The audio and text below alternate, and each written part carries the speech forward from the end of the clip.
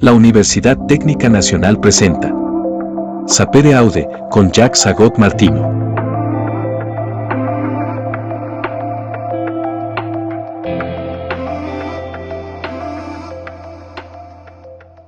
Somos UTN. Hola, hola queridos amigos, queridas amigas, bienvenidos a una edición más del programa Sapere Aude, conversando con los grandes escritores. Bueno, hemos de cumplir siempre con el ritual consistente en explicar lo que significa la expresión latina Sapere Aude. Sapere Aude significa atrévete a saber, atrévete a pensar, atrévete a conocer, atrévete a aprender. Por lo tanto, un desafío, atrévete, es un desafío. Y bueno, en el mundo del conocimiento, de la cultura, del saber, el mundo es de los intrépidos, como lo es en cualquier otro campo, ¿verdad? El mundo es de los audaces. Entonces hemos de tener la audacia, sapere aude, la audacia necesaria para pensar. Parece cosa fácil, pero no lo es tanto, no es tanto como lo parece. Para hoy vamos a volver a un gran escritor costarricense, cuya amistad me honra, me engalana, y ya hemos hecho, si bien recuerdo, 2 programas sobre él, no, tal vez 3 programas, bueno, es el cuarto y haremos más. Y me refiero a Ali Víquez, sí, a Ali Víquez Jiménez, nacido en 1966 en Heredia, que es un extraordinario cuentista y poeta y novelista costarricense. Y bueno, algunas cositas muy básicas, ¿verdad? Ali realizó estudios de filología española en la Universidad de Costa Rica. Ahí tuvo también una maestría en literatura latinoamericana. Es catedrático de la Universidad de Costa Rica y de la Universidad Estatal a Distancia y forma parte de los consejos editoriales de la revista de Filología, Lingüística y Literatura y de la revista Nacional de Cultura. Ali Víquez se da a conocer como narrador con cuentos extraordinarios que rondan el terreno de lo fantástico, muy emparentados a veces con Borges, con Jorge Luis Borges, un poquito con Cortázar, pero más con Borges, que es un autor que ha estudiado en profundidad. Ali ha estudiado in extenso el mundo ficticio literario de Borges, y ha impartido incluso un curso sobre Borges en su faceta de crítico literario, que a fe mía que eso es difícil de abordar, porque Borges era un crítico muy, ¿qué adjetivo usar para no tratarlo mal al viejo? Era un crítico muy severo, digamos, pero en realidad mi opinión es peor que esa. Y Ali ha tenido la valentía de enseñar a Jorge Luis Borges en su faceta de crítico literario, ¿verdad? Esa faceta, pues, áspera, ácida de él. Y así que, claro, como es perfectamente comprensible, hay una que otra pincelada intertextual de Jorge Luis Borges en la prosa, en la poesía también de Ali Víquez, y eso a toda honra, ¿verdad? A toda honra. Y después de la prosa comienza a experimentar con la poesía, y así surgen 2 libros, Las fases de la luna y Volar hacia todo el invierno. En estos textos, que son híbridos, se mezcla la prosa y con el verso. Más en ellos todavía se siente la influencia de Jorge Luis Borges. En el 2009, Ali Víquez estuvo entre los 10 finalistas del premio Semifusa 2009 de literatura. En realidad, Ali Víquez es un escritor completo, porque ha cultivado la narrativa, el cuento, la novela, la poesía, el ensayo. Lo único que no ha hecho hasta ahora es el teatro. No ha incursionado en la dramaturgia, pero el día menos pensado lo hace. El día menos lo pensado lo hace, y lo hará brillantemente, como lo ha hecho todo. Y tiene montones de reconocimientos, amigos. Tiene la mención honorífica en el 12º certamen Una Palabra en la rama de cuentos. Esto fue en 1990. Fue ganador del certamen Joven Creación de la Editorial Costa Rica en 1990 por su libro A medida que nos vamos conociendo. De este libro, Ali extrae el relato del mismo nombre, que forma parte del programa de estudios del Ministerio de Educación Pública de Costa Rica. Cuán honroso, ¿verdad? Y luego es ganador del premio Aquileo Echeverría en la categoría de novela por el libro El fuego cuando te quema. Yo escribí un voluminoso libro sobre el fuego cuando te quema, es decir, un libro sobre un libro. Me impresionó tanto esta novela, El fuego cuando te quema, que le consagré un libro entero, repito, terminó siendo más largo que la novela. Pero y es un libro que tiene su valor, el mío, quiero decir, tiene su valor, pero solamente se justificaría su lectura a posteriori de la lectura y de la adecuada digestión de la novela de Ali Víquez, El fuego cuando te quema. Es una estupenda novela. Es una de las grandes novelas que se han escrito en Costa Rica. La pondría en cualquier lista de las 10 mejores novelas que se han escrito en Costa Rica. Sin duda que estaría ahí. A mí me impresionó hondamente, y creo que los impresionaron a ustedes de manera igualmente intensa. Si quieren leer mi libro, pues a mí me parece magnífico, pero comiencen por leer el libro de Ali Víquez, puesto que el mío es derivativo del libro de Ali. Es un libro sobre un libro, entonces pierde todo sentido de ser y se convierte en pura letra muerta, a menos de que se llegue a mi libro a través del libro de Ali Víquez. Es es simplemente un orden de precedencia el que quiero sugerirles, ¿verdad? Para disfrutar del libro mío, pues hay que empezar por disfrutar de esta obra maestra de la novelística nacional, que es El fuego cuando te quema. Muy bien, Ali ha publicado cuento, ¿verdad? A lápiz, que es de 1993, A medida que nos vamos conociendo, de 1994, Biografía de hombres ilustres, de 2002. Ese título está dado irónicamente, no se lo tomen literal. Lo que el cuento se llevó, del 2023, que por supuesto hace una pequeña paráfrasis de lo que el viento se llevó, lo que el cuento se llevó, y La desaparición del alma, que es su más reciente volumen de cuentos, del cual ya hicimos un comentario de uno de los cuentos, Ropa de muerto, y eso es de 2024. En el terreno de la novela tiene 3 opus muy importantes: Conspiración para producir el insomnio, del 2001, vaya título; el ya mencionado El fuego cuando te quema, del 2015, y El viaje del Beagle, del 2020.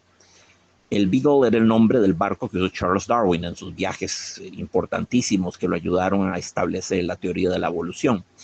El viaje del Beagle se propone como una especie de continuación del fuego cuando te quema. Y a fe mía que es una maravillosa novela. Vale la pena leer el díptico, los dos: El fuego cuando te quema, seguido del viaje del Beagle. El viaje del Beagle está perfectamente a la altura de la anterior y de nuevo constituyen un díptico.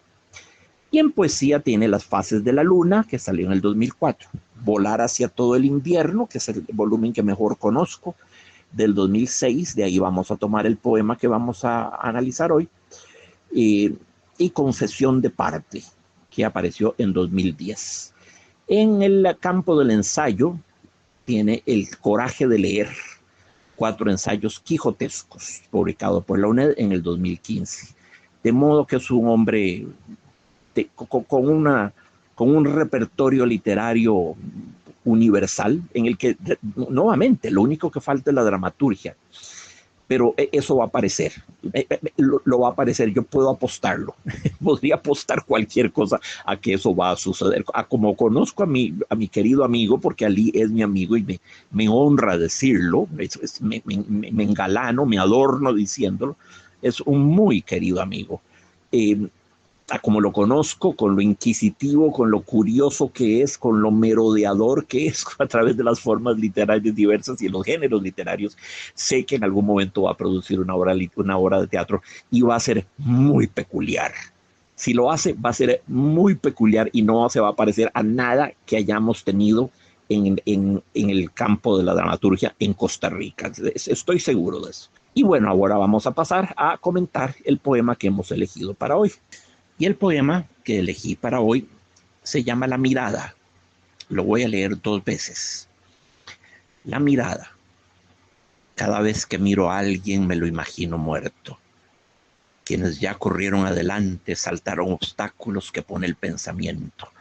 Por eso no piensan y son libres en su nada. Objetivos simples. Llegar al final para sacudirse el polvo de los caminos y asentarse en la postrera libertad que da el olvido de todas las inútiles palabras. Cada vez que miro a alguien, me imagino el cambio que la muerte le tiene reservado. La sabia expresión que adquirirá el semblante cuando no tenga ya una mirada para esconderse de la verdad. Cielo santo, cuán potente poema, cuán potente este poema. Vamos a repetirlo. La mirada. Cada vez que miro a alguien me lo imagino muerto. Quienes ya corrieron adelante saltaron obstáculos que pone el pensamiento. Por eso no piensan y son libres en su nada. Objetivos simples. Llegar al final para sacudirse el polvo de los caminos y asentarse en la postrera libertad que da el olvido de todas las inútiles palabras. Cada vez que miro a alguien, me imagino el cambio que la muerte le tiene reservado, la sabia expresión que adquirirá el semblante cuando no tenga ya una mirada para esconderse de la verdad. Bueno, este es el maravilloso poema de Ali Víquez que quiero compartir con ustedes hoy. Es un poema extraordinario, es un poema de 3 sílabas, perdón, de 3 estrofas. La primera tiene 2 versos, la segunda, que es la más grande, tiene 10 versos, la tercera tiene 7, para un total, por lo tanto, de 10 más 7 más 2, 19 versos. Repito, primera estrofa es un dístico, tiene 2 versos, la segunda son 10 versos y la tercera son 7 versos. Es heterométrico, es decir, usa metros distintos, ¿verdad? Ritmos, compases distintos, si lo ponemos en términos musicales, y prescinde además de la rima. Y para poder merodear a través de este maravilloso poema, voy a comenzar haciendo un pequeño ensayo mío, personal, una pequeña reflexión sobre la muerte, que es el gran tema de este poema. El poema se titula La mirada.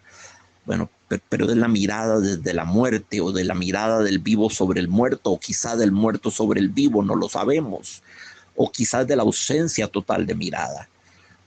Siempre es perturbadora la mirada de un muerto. Es como que nos hace sentir culpables. ¿Culpables de qué? Pues de estar vivos, culpables de seguir vivos. Es la culpabilidad inherente al sobreviviente. Es la culpabilidad de aquellos que logran subirse en los botes salvavidas una vez que el barco se ha hundido. ¿Por qué me salvé yo y no los otros 500 personas que perecieron ahogadas? ¿Por qué me salvé yo? Claro que sí. Hay algo impugnador en la mirada del muerto, y por eso piadosamente se le suele cerrar los párpados. Alguien tiene que cerrar los párpados de los muertos. A Yolanda Oramuno le daba pánico eso de morir y que nadie le cerrara los párpados. Eso figura, ese pánico, esa obsesión, ese fantasma figura en alguno de sus cuentos. En 2 cuentos figura. En La ruta de su evasión está en la novela, pero también figura en un cuento. Era una obsesión de ella, un terror, una larva de ella. Y bueno, de muchos también, ¿verdad? ¿Qué pasa con la mirada cuando la persona muere? ¿Deja de ver aun cuando los ojos estén abiertos? ¿O será que ya muerta la vida persiste en colarse a través de los ojos e imbuir nuestro cuerpo de cierto remanente de vida a través de los ojos? No sabemos. Todo esto es especulación. Hay quienes dicen que el último sentido en apagarse es el oído, no la vista, el oído. ¿Qué sé yo? Supongo que ya tendré ocasión de experimentarlo, como todos nosotros. Muy bien, entonces quiero comenzar con algunas reflexiones en torno a la muerte antes de hincar el diente en el bello texto de Ali Víquez. Pues sucede que, en caso de que no se hubiese enterado usted, amigo lector, amiga lectora, el hecho es que usted no va a ser invitado a su propia muerte. Ninguno de nosotros va a ser invitado a nuestra propia muerte. Aún más, por principio, será el único excluido. Llegarán parientes, conocidos, amigos y sin duda enemigos, con algo de suerte hasta alguna personalidad oficial, si es usted objeto de un funeral de Estado, que le obsequiará uno de esos seriados discursetes con que se homenajea a los próceres de la patria. Pero una cosa es segura, usted no asistirá a su propia muerte. Puede así pues considerarse unwelcome, uninvited, aún más. persona non grata. ¿Por qué? Bueno, pues porque cuando la muerte nos acaece, ya no existe el nos, el pronombre nos ya no existe. El pronombre ha dejado de ser, ha quedado completamente desustanciado. Stricto sensu, la muerte es algo que solo le sucede a los demás, nunca a nosotros, por definición. Qué alivio, ¿verdad? Cuando nos adviene la muerte, nosotros no estamos ya ahí para vivirla. Atención al oxímoron, vivir la muerte, una traducción, una antinomia. Precisamente la muerte es aquello que no podemos vivir, por definición nuevamente. Esperarla, sospecharla, intuirla, temerla, anhelarla, quizás para algunos, imaginarla, posponerla, todo eso es posible, claro está, pero desde la vida, vivir la muerte es, de nuevo, una aporía, una antinomia del tamaño de la Concagua o del Chimborazo, del Everest. ¿Significa esto que no debamos preocuparnos por la muerte? Por supuesto que debemos preocuparnos, sí. No, otra cosa es el ser ante la muerte, de que nos habla Heidegger, o el ser para la muerte, a veces cambia la fórmula. Ese ser para la muerte es una de las especificidades de la criatura humana, del animalito humano, ¿verdad? Una de sus cosas que lo hacen diferente es que es capaz de asumir su muerte, pensarla, tornarla en objeto de reflexión. Expulsar a la muerte de nuestra esfera de pensamiento, no. Esa es una manera de lidiar con ella, que en efecto sí se puede, ¿sí? Enfrentarla a través del no enfrentamiento, pero es una forma cobarde, ¿verdad? Es el suicidio filosófico, entre comillas, de que hablaba Albert Camus en el Mythe de Sisyphe, el mito de Sísifo. Adormilarnos al arrullo del dogma, ¿verdad? Renunciar al pensamiento, ese mal vicio que es pensar. Tal actitud sería, por decirlo menos, irresponsable. Cómoda, indolora, sí, aun cuando como todo plazo expirará tarde o temprano y un día tendremos que enfrentar los hechos, ¿verdad? Pero irresponsable sería esa actitud. Porque siendo el único animal consciente del no ser, no digo de la muerte, que los animales la intuyen desde el fondo del instinto, pero del no ser, de la nada, de la aniquilación existencial, solo nosotros, los animalitos humanos, tenemos esa capacidad. Lamentable o celebrablemente, no lo sé. Entonces, por estar dotados de esa capacidad, eso nos obliga a meditar sobre ella, meditar sobre la muerte. Recordamos lo que dijo Machado: no conviene pensar demasiado en la muerte, pero puesto que es un hecho natural y según parece frecuente, es saludable reflexionar al respecto de vez en cuando. Nos aconseja Machado, sí, como decía, en un ejemplo de litotes absolutamente delicioso. La litotes es una atenuación de la carga dramática o trágica de una afirmación, una atenuación irónica, humorística, cuando dice, ¿verdad?, puesto que la muerte es un hecho natural y al parecer frecuente, pues conviene reflexionar sobre ella de vez en cuando. Por supuesto que la muerte es natural y más que frecuente, es inexorable, ¿verdad? Es terrible, pero Machado hace aquí un pequeño juego irónico, ¿verdad? Para desdramatizar un poquitín ese hecho dramático, si jamás lo hubo, que es la muerte. Y por supuesto, Michel de Montaigne, el gran filósofo francés, propone que philosopher est apprendre à mourir. Filosofar es aprender a morir. La vida toda ella debería ser una especie de preparación, de propedéutica del morir. La conciencia del no ser forma parte de nuestra estructura antropológica, aun cuando las maneras que encontremos de pactar con esta realidad del no ser varíen según las culturas. Y claro que sí. Pensar la muerte constituye uno de nuestros privilegios, de nuestras bendiciones, maldiciones, de nuestros títulos de gloria y acaso la definición misma de la dignidad humana. Es parte de la dignidad humana tener sí, de nuevo, privilegio, maldición, como quieran verlo, pero ciertamente es algo específicamente humano que consiste en ser capaces de enfrentar nuestra muerte, tener conciencia de nuestra finitud, de lo perecedero de nuestra naturaleza. Pero el hecho es que nadie vive su muerte. Estoy diciendo una perogrullada que se cae de puro obvia, pero que a menudo perdemos de vista. No existe transición entre la vida y la muerte. la larga agonía de las enfermedades terminales, ese no es un tránsito, no es un intersticio, solo se puede agonizar desde la vida. Ello a pesar de los relatos de experiencias paranormales en las que algún cretino afirma haber ido y venido 1000 veces desde los predios de la muerte como si tuviese pasaporte sellado con visa turista al más allá. Por favor. No llegará ese momento en que nos digamos, ya me morí. No, a menos de que demos crédito a Edgar Allan Poe de la verdad de los hechos en el caso del señor Valdemar, una de sus historias, de sus cuentos de ficción más macabros. Y si fuésemos capaces de decirnos, heme aquí, por fin muerto, pues resulta evidente que no tendríamos manera de comunicárselo a los vivos, salvo para los adeptos a la necromancia, los que se pretenden, ¿verdad?, mediums, y los que se pretenden capaces de ponerse en contacto con los muertos. Entonces, privados quedaremos del mayor placer inherente a los viejos, que es poder contarle a los amigos las peripecias de nuestro recorrido, la belleza de las comarcas recorridas, el aspecto de las tierras remotas. No va a haber eso. Entre la vida y la muerte no hay absolutamente nada.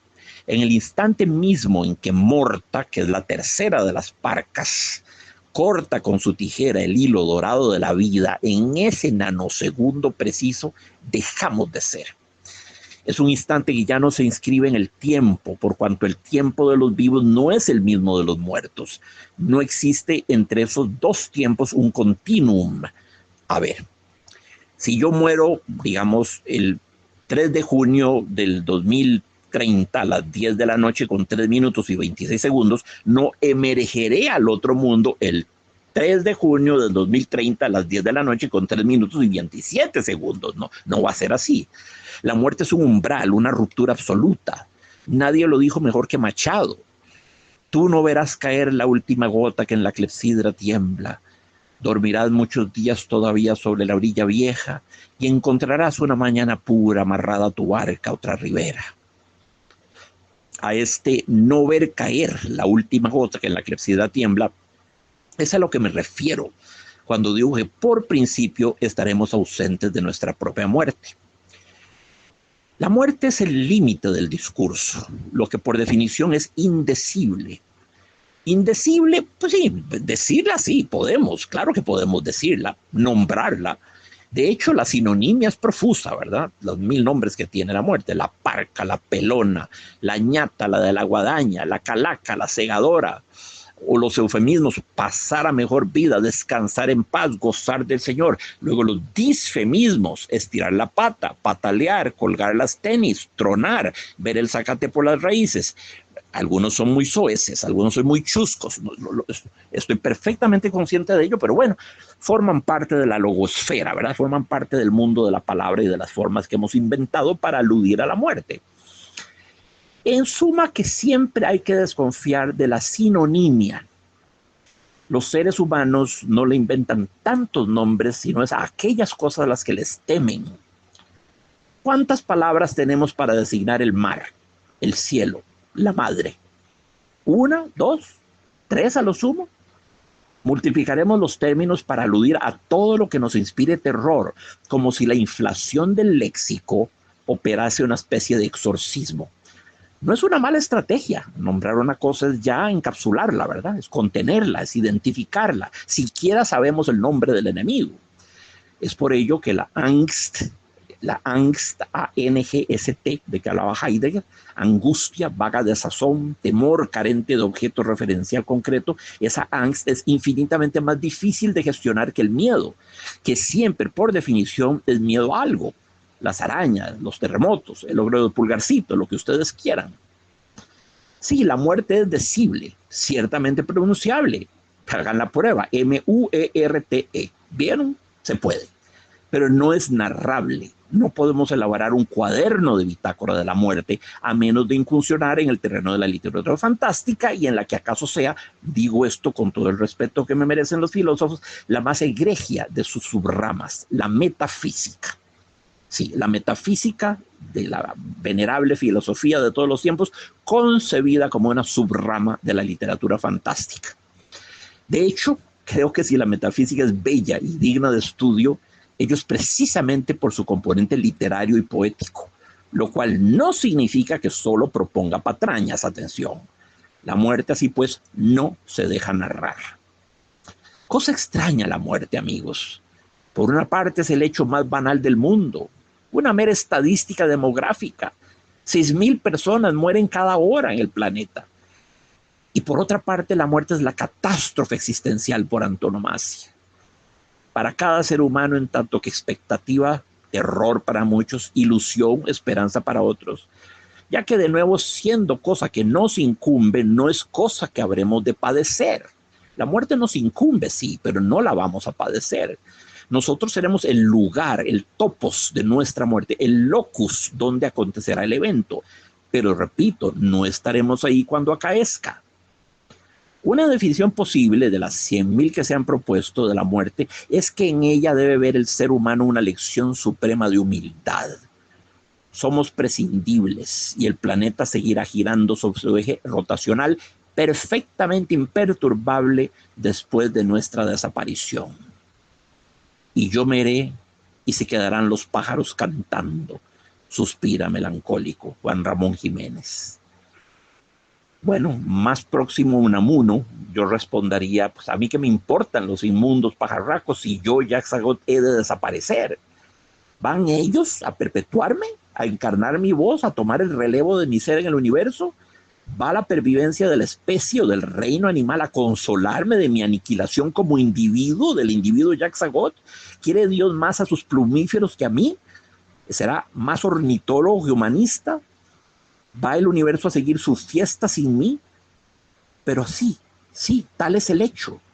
Como Dylan Thomas, 1000 veces preferiría chillar: no te vayas, padre, dócilmente en esa dulce noche. Ruge, ruge ante la muerte de la luz.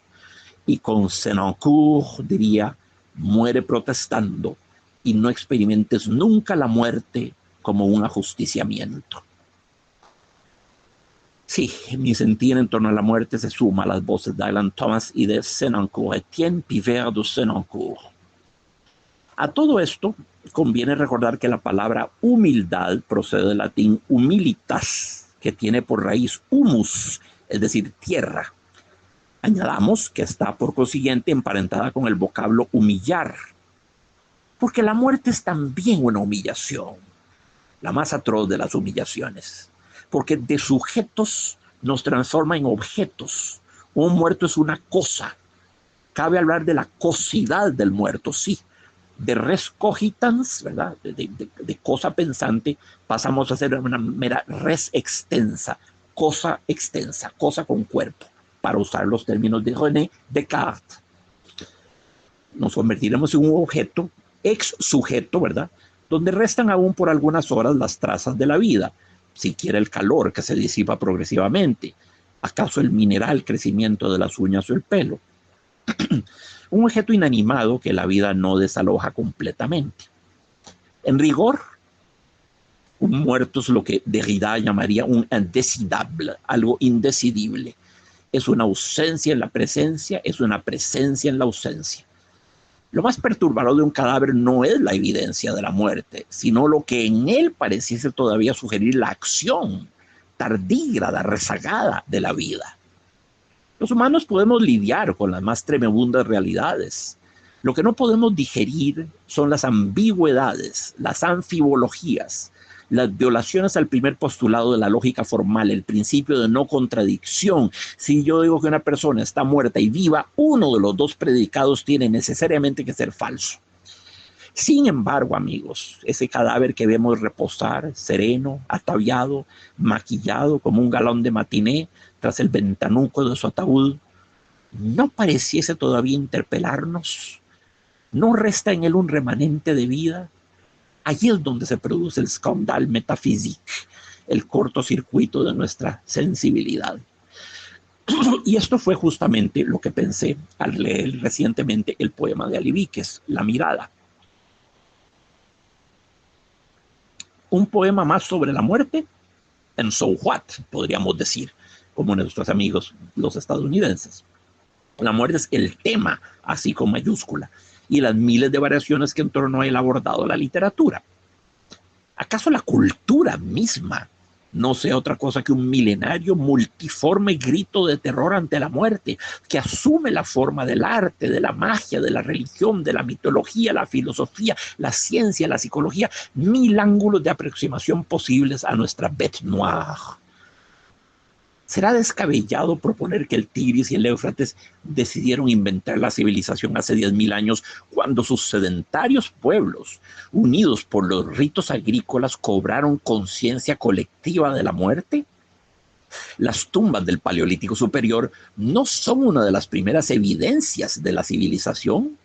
El momento en que la muerte comienza a ser ritualizada y simbolizada en la forma de un monumento fúnebre, ¿verdad? Machado decía que la poesía era el diálogo del hombre con el tiempo. El problema es que no se puede dialogar con el tiempo sin tener que sentarse a conversar con aquella que hace las veces de su agente de prensa y vocero oficial, la muerte, Doña Muerte. Pensar el tiempo es pensar la muerte. Parménides, Heráclito, el primero la niega mediante la más poética, bella urdimbre de sofismas jamás tejida. El ser es eterno, redondo, perfecto, inmóvil. El movimiento presupondría el dejar de ser, por lo tanto no debe haber movimiento en el mundo de Parménides. Heráclito la rebautiza con el digerible nombre de devenir. En los mismos ríos entramos y no entramos, pues no somos los mismos. Nadie se baña 2 veces en las aguas del mismo río. Quizás Heráclito hubiera sido preferible que dijese: la misma persona no puede bañarse 2 veces en el mismo río, porque el río, que es lo que fluye y cambia, somos nosotros. Aun cuando las aguas se hubiesen detenido para la segunda zambullida, nosotros ya seríamos diferentes, seríamos otros.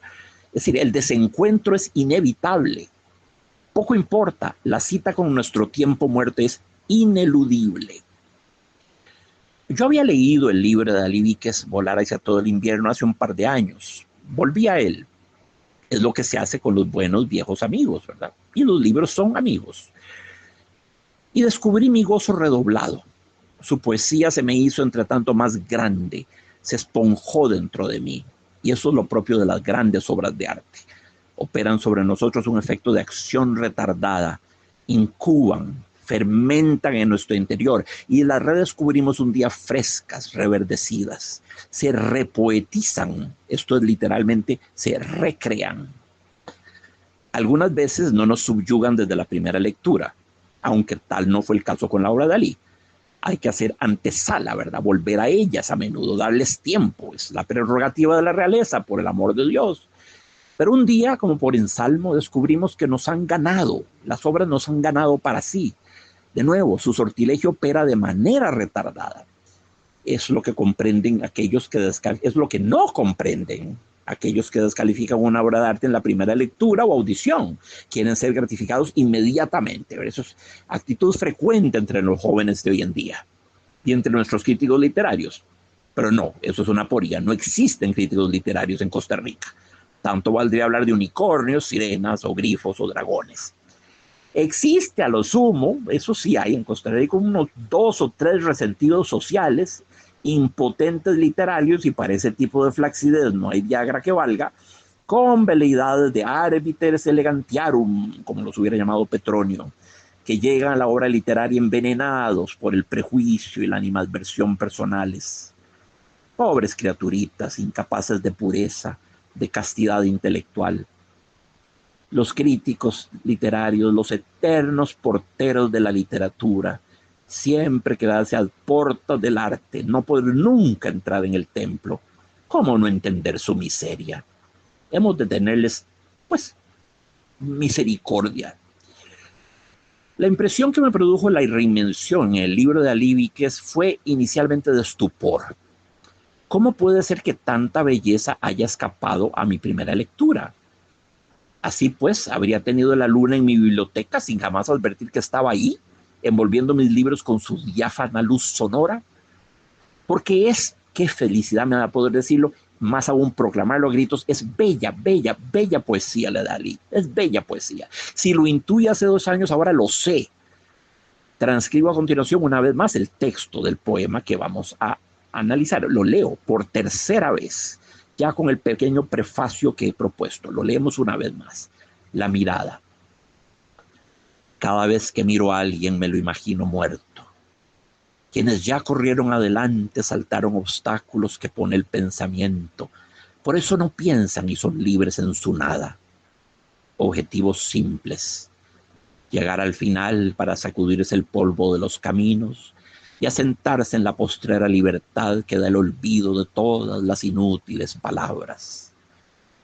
Cada vez que miro a alguien me imagino el cambio que la muerte le tiene reservado, la sabia expresión que adquirirá el semblante cuando no tenga ya una mirada para esconderse de la verdad. Cielo santo, no sé ustedes, pero yo tengo la piel erizada. Aceptemos por un momento el dictum de Husserl, según el cual toda conciencia es conciencia de algo, nos dice el padre de la fenomenología. Para que haya conciencia, esta tiene que chocar, digamos, se heurter con algo externo al sujeto y luego volver sobre sí misma para registrarlo, para certificar su existencia. Es necesario que la conciencia tome distancia del objeto que identifica, que reconoce o explora, verlo desde afuera, ser esencialmente otra cosa. Sin alteridad no es posible la conciencia. Es la razón por la cual Dios, siéndolo todo, sería incapaz de autoconciencia, tan solo potencia y movimiento puros. Bueno, eso le pasa por grandulón, por omnipresente. La conciencia no es una pantalla sobre la que desfilarían sucesivamente las cosas de las cuales cobramos conciencia. La conciencia es ya esas cosas, está identificada a ellas, existe solo en ellas y por ellas. La pregunta simétrica es igualmente problemática. ¿Las cosas solo existirían en tanto existen en la conciencia? ¿Puede decirse que existe una flor perdida en un profundo, remoto valle del África, ignorada por el ser humano? ¿Existe? No, nadie sabe que está ahí. ¿Podemos decir que existe a pesar de ello? El hombre le confiere a las cosas su existencia al tomar conciencia de ellas. Así pues, aquello que no supiésemos no existiría. La afirmación puede parecer aberrantemente antropocéntrica, pero merece seria consideración. Es de hecho el parecer de varios eminentes filósofos. Lo cual nos lleva a las más inextricables paradojas. Los dinosaurios, que hoy en día sabemos existieron hace 64 millones de años, no habrían comenzado a ser sino a partir del momento, en 1780, en que su primer fósil fue descubierto por el hombre. Por una parte, claro que sí, sus fósiles atestan tal hecho, mucho antes que el ser humano. Por otra, toda vez que las cosas solo existen en la conciencia del hombre, una vez que son registradas por ella, habría que concluir que los dinosaurios solo empezaron a existir a partir del momento en que su primer fósil fue exhumado, es decir, prácticamente ayer. Es bajo la forma de cadáver que asumen vida, que se convierten en residentes del conocimiento humano. Entonces, así las cosas, ¿puede decirse que fueron hace 64 millones de años? O antes bien que nacen en el mundo tibio y seguro del ser apenas 231 años atrás, en 1780. Toda vez que la noción de ser es una construcción humana, de hecho la primera de nuestras intuiciones, los animales saben distinguir la vida de la muerte, pero no son capaces del esfuerzo de abstracción que supone la categoría del ser. Eso no lo comprenden. Dado que así son las cosas, es perfectamente lógico afirmar que los dinosaurios son desde el momento en que el hombre los descubre, ni un minuto antes, puesto que es la conciencia humana la que le confiere a las cosas el ser. Los dinosaurios se inscriben en la inmensa pizarra del ser con la paleontología. Antes no eran, pertenecían al no ser de Parménides, su famoso poema de la naturaleza. Ya a estas alturas se estará preguntando más de un lector, ¿qué diablos tiene que ver el pobre Alí con los dinosaurios? Pues tiene todo. Tiene absolutamente todo que ver con ellos, lo que les respondo a tal reclamo. Porque resulta que el poema de Alí reposa íntegramente sobre la dinámica de la mirada.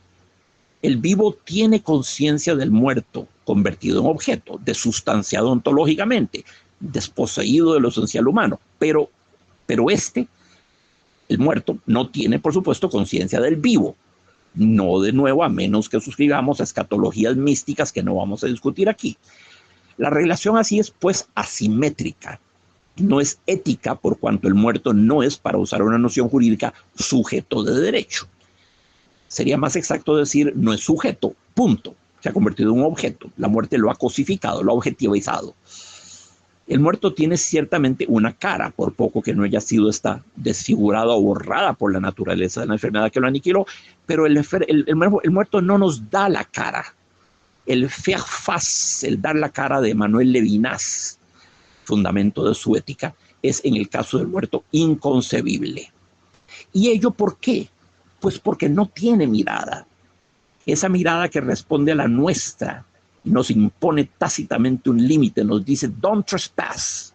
Esa mirada que nos recuerda que si nosotros queremos cosificar a una persona, ella puede hacer otro tanto con nosotros, darnos a probar de nuestra propia medicina. Hasta aquí llegas tú, aquí comienzo yo. Es el manifiesto implícito en el mirar humano. Demarca un perímetro ontológico. Yo con mi mirada demarco mi perímetro ontológico. El famoso apotegma de Jean-Paul Sartre, el infierno es la mirada de los otros, no solo se fundamenta en el hecho de que esa mirada podría ser cosificadora y por lo tanto reduccionista, sino porque a un nivel más básico nos dice, esto es todo lo que no eres ni podrás nunca ser. La alteridad irreductible que rechaza ser objetivada. Un tremendo problema, incómodo, mil veces incómodo, ¿verdad?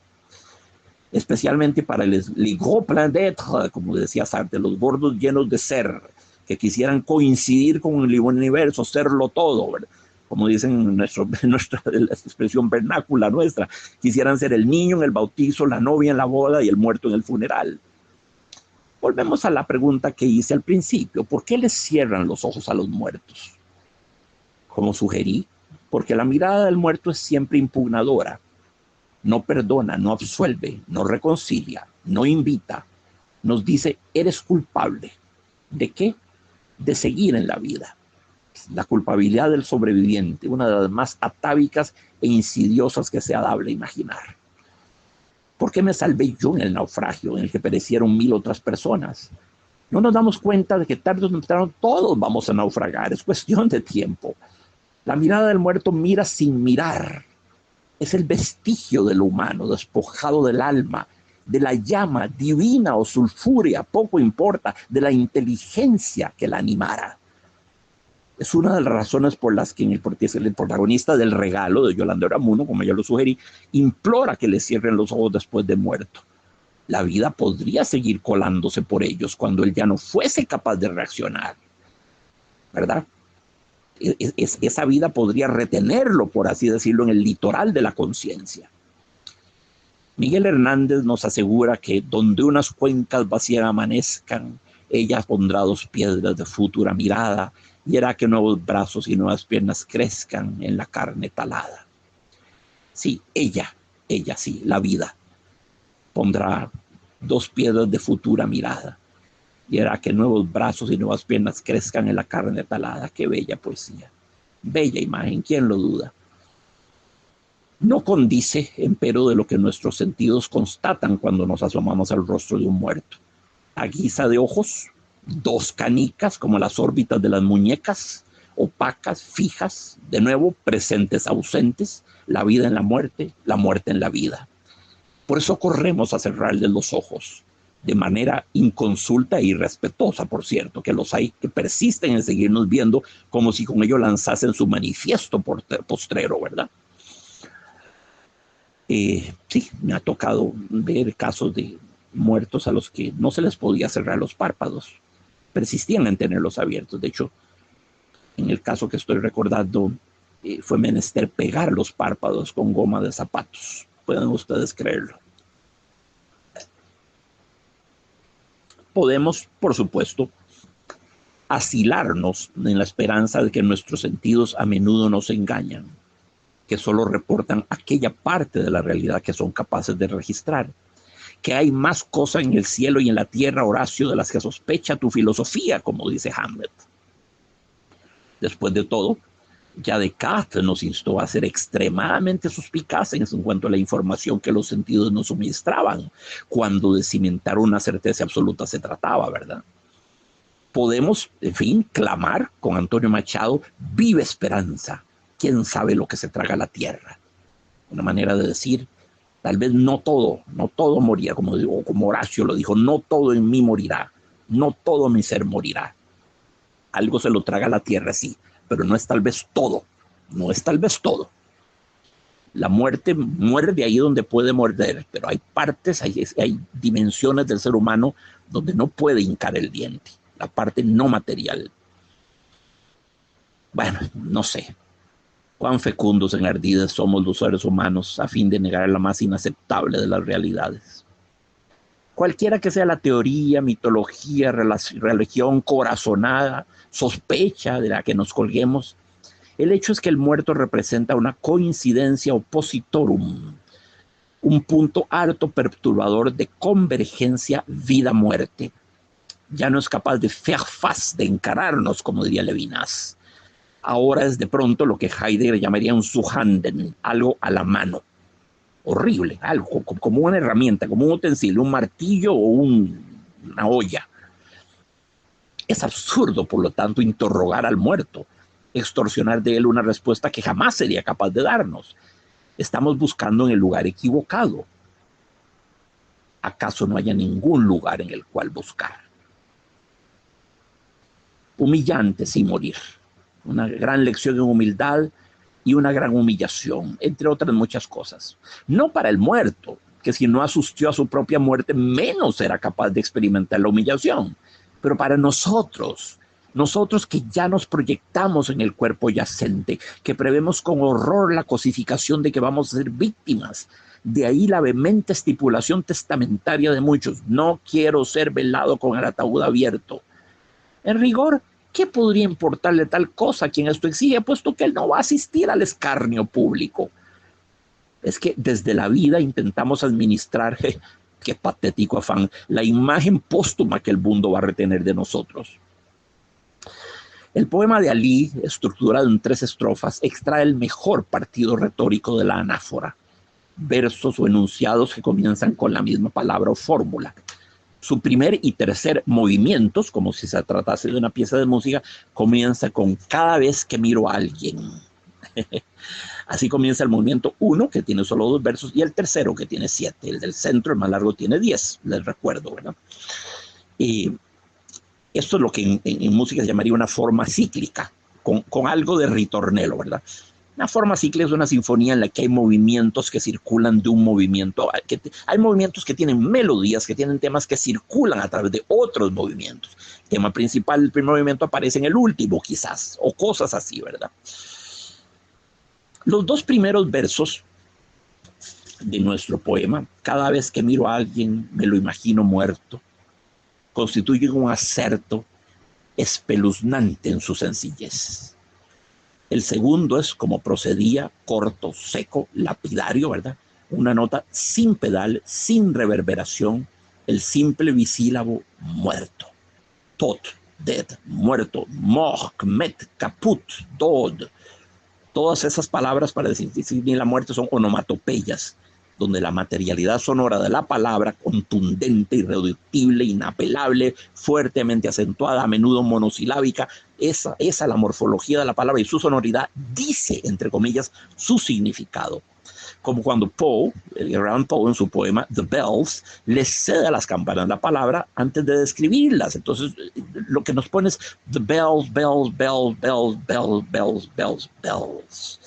Es difícil de concebir, aun cuando con seguridad habrá casos, que en ninguna de las 5.000 lenguas practicadas al día de hoy sobre el planeta se use más de un bisílabo, a menudo un monosílabo, para decir muerto.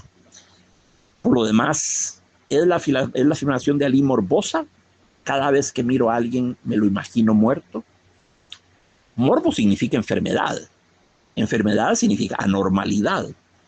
Para que tal confesión de Alí fuese enfermiza, tendría que ser anormal, es decir, salirse de la norma. A lo cual lo único que puedo responder es como Baudelaire en el primer poema de sus Flores del Mal: hipócrita lector, mi semejante, mi hermano. Por supuesto que al ver a una persona 1000 veces la imaginamos muerta. No veo en ello psicopatía alguna. Los hay que tan pronto ven a una mujer o un hombre deseable se los imaginan desnudos y nadie los califica por ellos de parafílicos o de otómanos o de psicópatas. Claro que sí. La segunda estrofa del poema de Dalí nos propone algunas bellas adecuatio ad res, donde la forma dice el fondo. Me expongo al usar estas anacrónicas nociones de forma y fondo a ser lapidado por los sacerdotes y vestales de la nueva teoría literaria, y es cosa que me importa poco. Ya he sido objeto de esos linchamientos repetidas veces. Solo salí indemne. La estructura silábica, los acentos percusivos, puntiagudos, la brevedad del verso dibujan, grafican el acto mismo de saltar. Saltaron obstáculos, ¿verdad? Quienes ya corrieron adelante saltaron obstáculos. No olviden que la poesía está para ser vista, no solo leída u oída. Una poesía es en cierto modo un dibujo, hay que tener siempre presente eso. Entonces, un verso largo y moroso hubiera ido a contrapelo de la noción que Lee pretende sugerir. Salto, un salto. Saltaron obstáculos. Hacía falta un verso corto que da la impresión de un brinco, de un salto. Otro tanto puede decirse de los versos que pone el pensamiento, por eso no piensan y son libres en su nada. Lo pongo en contexto del poema. Quienes ya corrieron adelante saltaron obstáculos que pone el pensamiento, por eso no piensan y son libres en su nada. Economía y condensación extrema de los medios empleados para lograr un máximo de efecto. La obra maestra elimina lo arbitrario y lo adventicio, lo convierte todo en necesidad orgánica para el discurso de la forma. Es imperfectible. El autor ha encontrado el único camino posible, que quizás lo esperaba desde siempre, hacia la perfección. Fue cuestión de dar con él y luego se escribió todo solo. Lo que digo es también válido de cualquier forma artística, la plástica, la danza, la escultura, el cine. Un genio es un, entre comillas, encontrador, más bien que un fabricador de obras maestras. Descubre la perfección, no la crea, como Tales o Pitágoras o Euclides descubrieron sus teoremas y sus postulados. Eran verdades que necesitaban ser reveladas, formuladas, eso es todo, pero estaban ahí flotando. Mozart es el caso antonomástico. Virtualmente toda su música nos produce esa impresión. Eso estaba allí, ahí, concebido, ya, creado, flotando desde siempre en un arcano nivel de la realidad, en algún inaccesible topos uranos, como diría Platón, y el músico no hizo otra cosa que bajarlo a la tierra. Estiró su manita, lo bajó del cielo y lo puso en la tierra, pero no lo inventó. Es un encontrador más bien que un creador. El arte deviene, se siente uno tentado a decir, una ciencia exacta. No había más que una forma perfecta de formular una realidad y el artista la encontró. La hilación de sus ideas se adecuó a una lógica. Hay una especie de inexorabilidad, de inevitabilidad en su discurso. A cada palabra, a cada nota musical, no podía sino suceder la que el autor propone. Es una especie de 2 más 2 igual 4 de la belleza. El artista no hace otra cosa, es por lo menos la ilusión que nos da, de encontrar un orden preexistente. Repito, es más un encontrador, un descubridor que un creador. Los pocos poemas perfectos, no basta con que sean buenos, que en mi vida he conocido, me hacen a veces el efecto de fórmulas o teoremas matemáticos. No es posible añadirles o quitarles nada sin destruirlos. El teorema de Pitágoras sería falso, no solo inexactamente formulado, si yo lo enunciase de esta manera, de esta ridícula y cursi manera.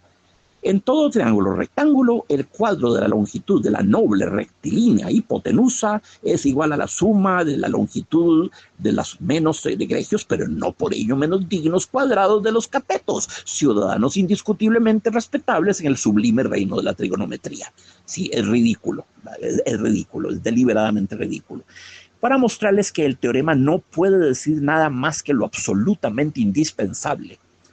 La reiteración, que es ese elemento fundamental en la liturgia, la magia, la letanía, el mantra, el poema, la música, la reiteración le está prohibida al teorema.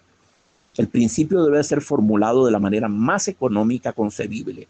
Su belleza consiste en su irreductibilidad. No puede ser simplificado. ha encontrado la expresión ideal. De nuevo, es imperfectible. En este mundo, lo real coincide con lo verdadero y lo verdadero coincide con lo necesario y lo necesario coincide con lo perfecto. No existen los posibles. Es un mundo espinosista, ¿verdad? Las cosas son de la única manera en que pudieron haber sido y esta es la mejor que sea dable imaginar. Repito, es una concepción, por decirlo, organicista y espinosista de la obra de arte.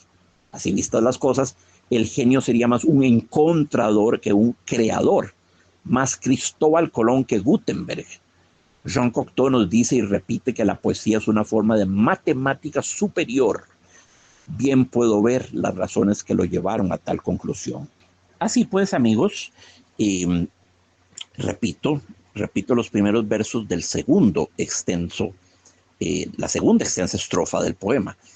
Quienes ya corrieron adelante saltaron obstáculos que pone el pensamiento. Por eso no piensan y son libres en su nada. Objetivos simples, llegar al final para sacudir el polvo de los caminos y asentarse en la postrera libertad que la olvido de todas las inútiles palabras. Así las cosas, el verso llegar al final tenía que ser pues puntillista, lacónico, irreductible, no podía ser de otra manera, llegar al final, punto. La muerte sería el lugar en el que uno se sacudiría el polvo de los caminos transitados.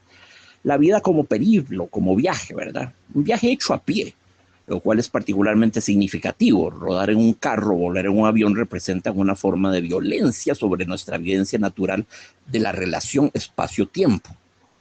Por supuesto que es violento. Cielo santo, amigos. Recorrer 9.000 kilómetros y reemerger en otro hemisferio, un océano de por medio, después de tan solo 10 horas de vuelo, es una experiencia que disloca nuestra percepción de la distancia y su vínculo con el tiempo. Nada podría ser menos natural. Sacudirse el polvo de los caminos, en cambio, es el acto simbólico del desprendimiento, la llegada a casa, lo que se hace en un albergue, bajo un techo, en un lugar que nos acoge, antes de entrar en un templo musulmán, en un templo oriental, por ejemplo. Sacudirse el polvo de los zapatos, dejar los zapatos afuera, como estipula la cultura japonesa, por ejemplo. Desprendernos de esa viscosa limaña que llamamos pasado, pero es que es ella la que se aferra a nosotros hasta asfixiarnos. Y luego versos espléndidos de Ali, y asentarse en la postrera libertad que da el olvido de todas las inútiles palabras. Qué hermoso, qué bien ritmado, qué amplio. Es un verso oceánico, ¿verdad? Es una marejada. Asentarse, sí, el fin de la trashumancia, el puerto, el telos, ¿verdad? El puerto, el punto de llegada, el terminus ad quem, ¿verdad? Como diría Baudelaire en sus Flores del Mal, la muerte es el albergue famoso inscrito en el libro, donde podremos dormir y comer y sentarnos. Bueno, es la muerte como reposo, como horizonte de libertad, la única, la que debería escribirse con mayúscula, libertad con L grande. Y atención con el segundo verso citado. Ahí no nos dice que todas las palabras sean inútiles, no, sino que algunas lo son y que solo esas deben ser olvidadas.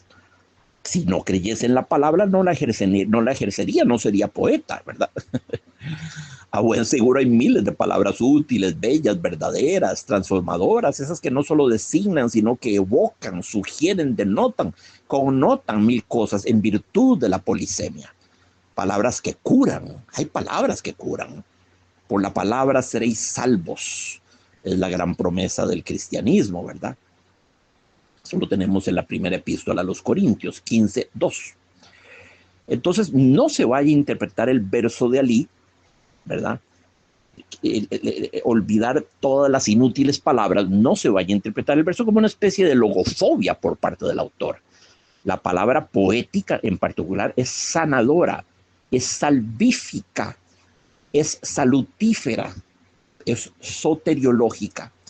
El paradigma de la autopoiesis, creado por Maturana, Goodwin y Varela, esto es la capacidad de autosanación y autorregeneración de un organismo. Las plantas, por ejemplo, que absorben el dióxido carbónico y lo transforman en gases respirables. Esa es la primera forma de alquimia. la transformación de los metales innobles en oro, de procesamiento, de autosanación, de que los seres humanos en nuestra dimensión psíquica somos capaces. Sí, claro, el cuerpo humano, la psique humana son organismos autopoyéticos, se autorregeneran, se autosanan, ¿verdad? Claro, ningún escritor ha jamás renegado de la palabra. La palabra es su espada, es su instrumento, su materia prima, su arcilla, la sustancia misma que lo informa. Palabra que es novia del pensamiento, no carcelera del pensamiento. Y pensamiento que genera a su vez a la palabra, tanto como se deja a su vez fecundar por ella. Es una relación circular, el logos de los griegos, ¿verdad? Eso es. Sí, es una causalidad circular.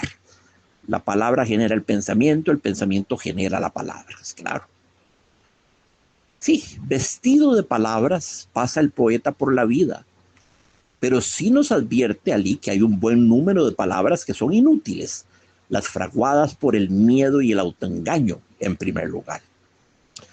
La última estrofa comienza como la primera, pero desarrolla in extenso lo que la anterior enunció con contundencia y concisión apabullantes.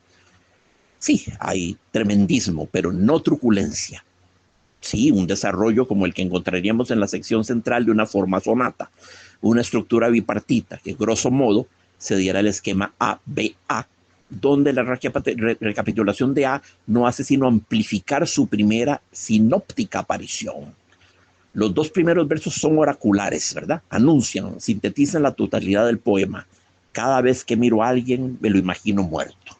Por el contrario, la última estrofa de 7 versos se encarga de explicitar, de desarrollar estos dos acertos. Imposible no regresar una y otra vez a Machado, cuando nos dice, el ojo que ves no es ojo porque tú lo veas, es ojo porque te ve. Repito, el ojo que ves no es ojo porque tú lo veas, es ojo porque te ve. Volvemos al postulado de Husserl. ¿Le confiero yo a los demás existencia, es decir, carta de residencia en el ser, en virtud de mi mirada creadora, de mi conciencia?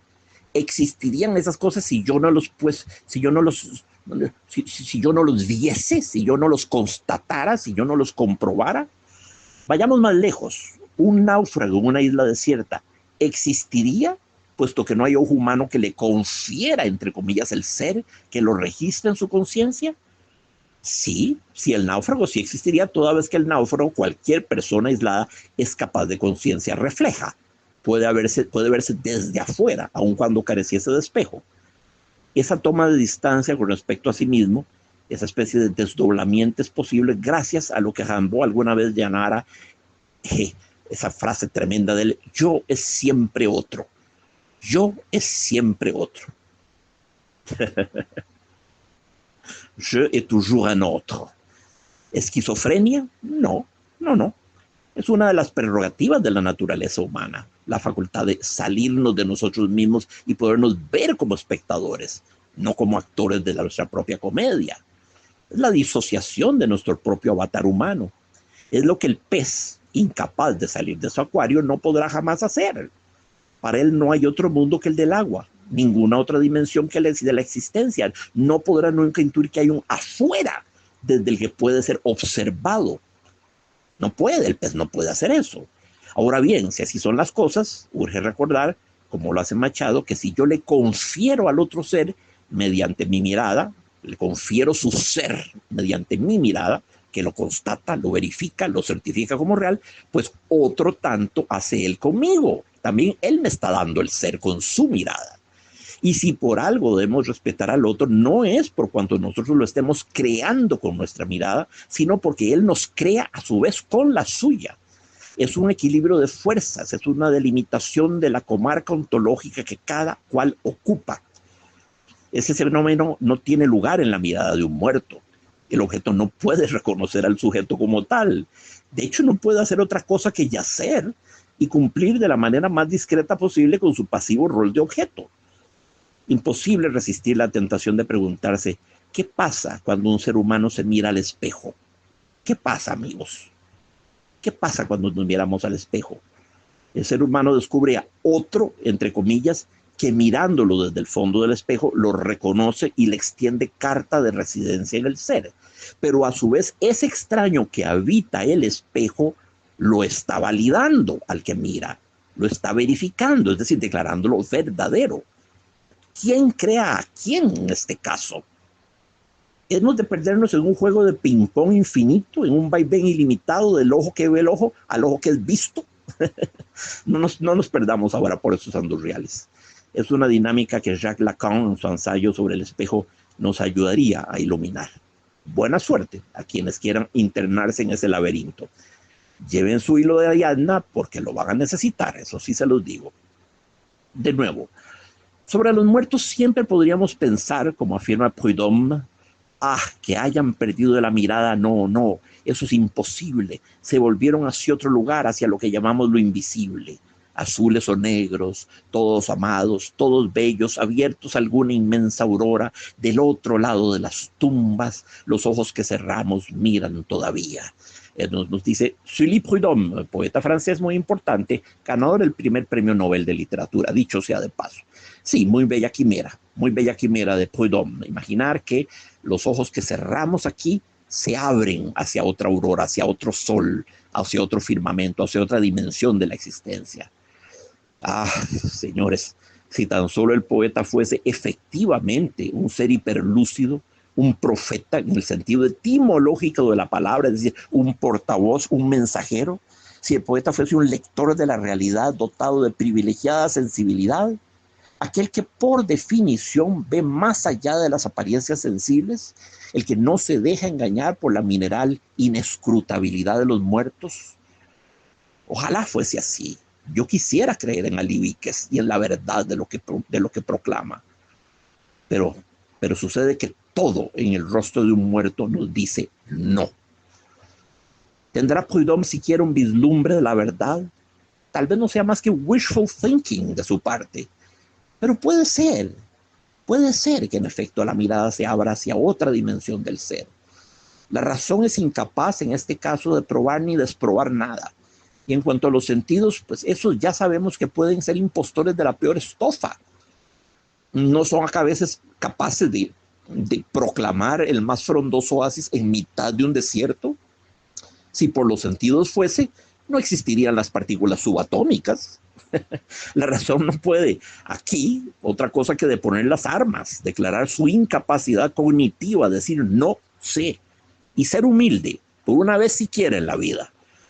Desde el Renacimiento la ciencia reina soberana, ¿verdad? Todo parece indicar que su giorno di regno toca su fin. Buena cosa. El racionalismo y el cientificismo occidentales necesitan hace mucho una cura de humildad. El teorema de la incompletitud de Gödel, el principio de indeterminación de Heisenberg, las paradojas de Russell y la física cuántica en general le están dando una tremenda lección de humildad a la ciencia. Se están encargando de esta misión exitosamente. Amargamente irónica la alusión a la sabia expresión que adquirirá el semblante cuando no tenga ya una mirada para esconderse de la verdad. Sí, la sabiduría que nos conferiría la iniciación final en el más grande de los arcanos, ¿verdad? La muerte, el eterno y por siempre deseado amanecer en singular que todos esperamos, ese de que hablaba nuestra Yolanda Oreamuno. Doctísima expresión habría de ser la de un muerto. ¿Cómo podría ser de otra manera? Ya sabe todo lo que nosotros nos devanamos los sesos tratando en vano de averiguar, lo que consumió nuestras horas, lo que inspiró en nosotros tantas conjeturas, supersticiones, religiones, sistemas filosóficos, mitologías, y no digo que todas esas respuestas tengan la misma dignidad epistemológica. Por supuesto que respeto más a Spinoza que a un practicante del vudú o de la santería. Pero ya no hay parapeto, etimológicamente lo que nos protege el pecho, el peto, ya no hay parapeto. La mirada de los demás nos escondía algo. Tan pronto apagada esta, tendremos que confrontar la verdad. Las miradas se corroboran las unas a las otras, en su fe, en su esperanza, en su construcción de paraísos, como los náufragos de la Medusa de Géricault, que a cada momento se volvían a ver los unos a los otros para decirse, vemos un barco en lontananza, lo vemos, ¿no es cierto? Claro que sí, ahí está. ¿Lo ves tú? Allá a lo lejos, no puede ser un espejismo. Seremos salvos, seremos rescatados. Lo fueron, por cierto, pero no sin antes tener que practicar el canibalismo a fin de sobrevivir. Pero no, ya no encontraremos esas miradas. Si el autoengaño individual es pertinaz, el colectivo, donde cada miembro refuerza las creencias del otro, es mucho más poderoso. ¿Acaso sea lo mejor que pueda pasarnos? No lo sé. Recordemos lo que decía Nietzsche: no debemos privar al hombre mediocre de la verdad. Perdón, no debemos privar al hombre mediocre de la mentira, pues sin ella no sabría vivir. Eso decía Nietzsche. No debemos privar al hombre mediocre de la mentira, pues sin ella ya no sabría vivir. Terrible observación. Más vale que vivamos como, pues sí, como ciegos, como seres sin conciencia, como Blasillos. ¿Quién era Blasillo? Blasillo, que es diminutivo de Blas. Blasillo era el tontito del pueblo en la Nivola de Unamuno, San Manuel Bueno, mártir. Es maravilloso cuento largo, novela corta, como quieran verla. Claro, y en ese pueblo había un tontito que se llamaba Blasillo y era el que tenía más pura fe. Su fe era incondicional, no aceptaba la menor duda, creía en la Madre Iglesia y creía en Dios con fe absoluta, con fe nunca puesta a prueba por la duda racional. Blasillo, entonces, ¿será mejor ser todos como Blasillos? Será más indoloro, sin duda, más pragmático quizás, ¿verdad? Pero no sé si querría yo ser como Blasillo, que muere, por cierto, en plena misa, en el centro de la iglesia, en el seno, en el corazón de la Madre Iglesia. Ahí muere, silencioso, se queda dormidito en la iglesia. Lean el libro, importantísimo, San Manuel Bueno, mártir, de Miguel de Unamuno. Entonces, bueno, sí, Nietzsche nos dice, no debemos privar al hombre mediocre de la mentira, pues sin ella ya no sabría vivir. Pero ¿significa esto que todo aquel que cree en alguna forma de pervivencia más allá de la muerte es un mediocre? O por decirlo menos, un hombre débil. No, yo jamás diría eso. Aún más, sostengo que hay una fortaleza del creer que es tan necesaria como la que debemos movilizar para no creer. Si el optimista es un idiota que se divierte, tal vez el pesimista no sea más que un idiota que sufre. O tal vez el optimista es tan solo un pesimista desinformado. No lo sé. No tengo respuesta para tales dilemas. Si las tuviese, sería guía espiritual de una nueva secta religiosa y aglutinaría a los pueblos a mi alrededor para iniciarlos en la verdad. Por favor, amigos, amigas, el día en que me ven hacer tal cosa, y soy más que capaz de esas extravagancias, pónganme tras rejas, enciérrenme, lobotomicen, me recluyan en una casa de convalecencia. Era una perífrasis con que se aludía en el siglo XIX a los manicomios. Pero por las heridas de Cristo, no me dejen hacer tal ridículo. Ay, cuán significativo que Ali haya escogido la palabra verdad como acorde final del poema, ¿verdad? Bueno, cuando no tengan ya mirada para esconderse de la verdad, para cerrar el poema. Gran palabra, quizá la más misteriosa, la más abarcadora y problemática jamás inventada. Habría así pues una verdad. No es cosa sobre la que haya consenso, por cierto. Existe la tendencia actual a negar la verdad y a sustituirla por una infinidad de verdades individuales, parciales, subjetivas. En Les mots et les choses, las palabras y las cosas, Foucault la sustituye, la noción de verdad, prudentemente por jeu de vérité, es decir, juegos de verdad, o veridicciones, no son ya verdades, son juegos de verdad y veridicciones, pequeñas propuestas que se toman a sí mismo por verídicas durante un lapso, un ratito antes de que se desplomen, y es así de la historia del mundo. Sí, es un embrollo en el que no nos vamos a tensar por el momento. Bástenos con decir que aquellos que dicen la verdad no existe, y los hay que lo dicen, incurren en una contradicción performativa. Así la llama el filósofo Luc Ferry. La afirmación "la verdad no existe" es ya de suyo una verdad, como el "solo sé que no sé nada" de Sócrates. Si solo sé que no sé nada, pues sé algo. Y si yo digo "la verdad no existe", pues esa es una verdad. Mi verdad es que la verdad no existe. ¿Verdad? Pero a quienes así piensan, la lógica ya hace tiempo dejó de importarles, dándola por debidamente deconstruida, como decía Mallarmé. Ahí siempre voy a usar las palabras de la tribu, ¿verdad? La verdad solemnemente enterrada, confortada con los santos sacramentos. Requiem aeternam para la verdad. Señoras, señores, el hecho de que ustedes no hayan encontrado la verdad no los autoriza para afirmar, para colegir que la verdad no exista. Están ustedes a un paso apenas del gesto de la zorra, ¿verdad? ¿Qué importa no haberlas alcanzado? Las uvas estaban de toda suerte verdes, solo que ahora no basta con declararlas verdes, hay que declararlas inexistentes. Bueno, de nuevo, esa es su verdad. Es bello el poema de Ali, es bello. Tal parece que lo será cada vez más para mí. Lo es porque en él, en el poema, el decir hermoso y el decir verdadero se dan la mano. Es bello por cuanto verdadero y verdadero por cuanto bello, con lo cual suscribo la vieja ecuación platónica: belleza igual verdad igual justicia. La homeostasis, ¿verdad? El equilibrio perfecto entre pensamiento y música, el decir bello y el decir verdadero, entre lo inteligible y lo sensible. La música, el ritmo del poema es lo sensible, lo inteligible es todo lo que hemos estado elaborando a partir de él. ¿Estamos frente a un pensamiento ataviado de bellas palabras? No, no existe tal cosa.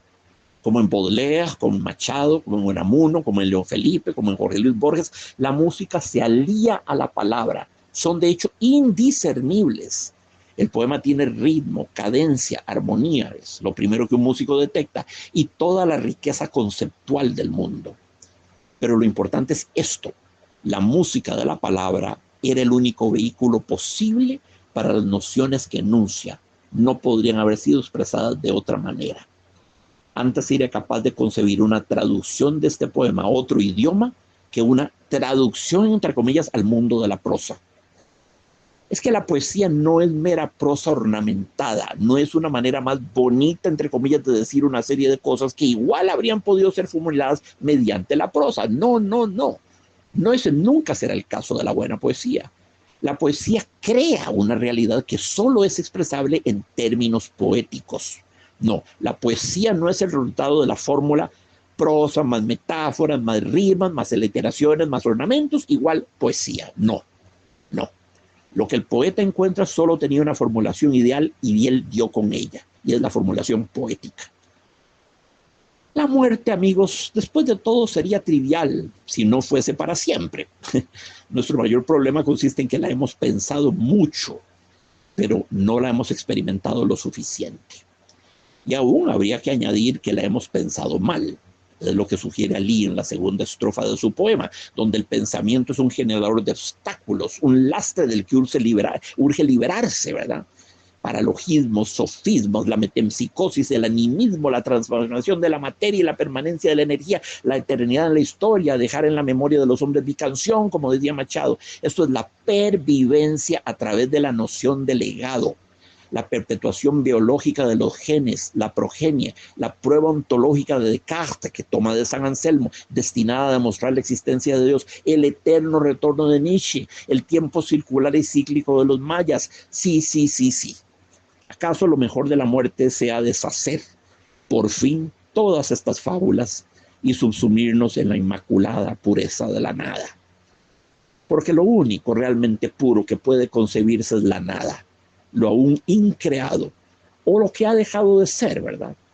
Desde el momento en que algo es, comienza a ensuciarse, a degradarse.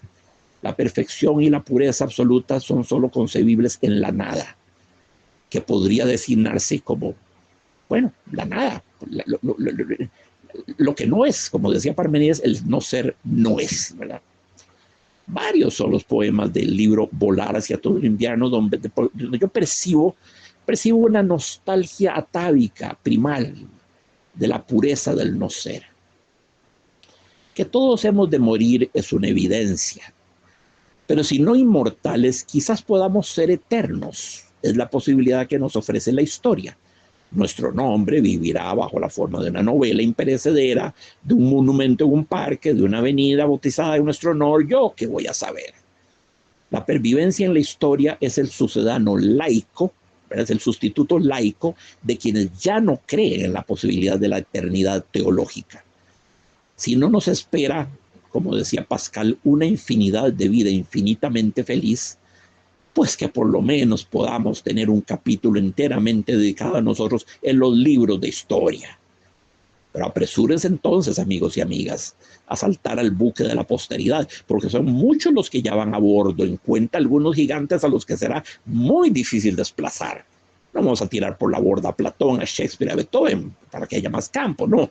El cupo es limitado y muchos son los que se quedarán pegando alaridos de terror e impotencia desde el litoral, viendo el barco de la memoria colectiva aparejar sin ellos. Además, recuerden que no es mucho ser una línea a pie de página entre millones de libros, entre millones de bibliotecas, entre millones de seres humanos. ¿Quién conservará los archivos para siquiera ubicarnos? Y lo peor de todo, desde Alejandría sabemos que lo propio de las bibliotecas es incendiarse, ¿eh? Fuere como fuere, nuestro conocimiento de la muerte solo puede ser teórico y conjetural, no vivencial, ¿verdad? Evidentemente no puede ser, no vivimos la muerte, como ya hemos dicho varias veces. Como esas personas que disertan todas sus vidas en torno al amor, justamente porque no lo han vivido. Si en nuestras escuelas y colegios se enseñara un curso de muerte, la idea no es tan descabellada como podría parecer prima facie, ¿verdad? Es evidente que ese curso solo podría ser teórico, nunca podría ser un practicum. Nada tan sensato como cultivar e implementar un ars moriendi, el arte de morir, como era un ars vivendi, un ars moriendi. Hablar de la muerte es hablar de un paraje que nunca hemos visitado. ¿Dónde queda? Eso sí lo tenemos claro, en el futuro, jamás en el presente o el pasado. El futuro es latitud, es la comarca de la muerte, es ahí donde nos espera.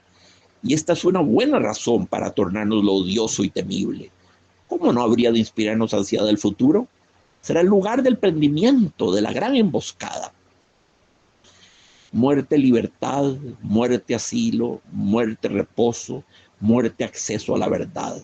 Todo eso nos propone allí. Muerte en la que no se piensa, se sabe, es diferente. El conocimiento es lento, ¿verdad? Se le extorsiona la realidad de manera penosa, a veces violenta. En cambio, el saber es instantáneo, es una revelación, una epifanía o teofanía, el rasgarse del velo de Maya, de que hablaba Nietzsche, el velo de Maya, eso que nos oculta la realidad. El saber no es obtenido, no es extorsionado, el saber es revelado.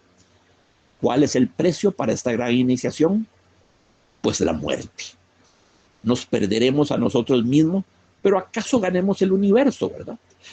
La gota que se reintegra al océano debe renunciar a su identidad de gota si quiere pervivir como mar. La segregación y la reintegración. La gota se perderá a sí misma en tanto que Ali Víquez o Jacques Agot. Bueno, eso es inevitable. Pero ¿acaso sea el precio para subsumirse en el océano eternidad? Aquel que quiera salvar su vida la perderá, mas aquel que por mí esté dispuesto a perderla, la salvará, nos dice Jesucristo.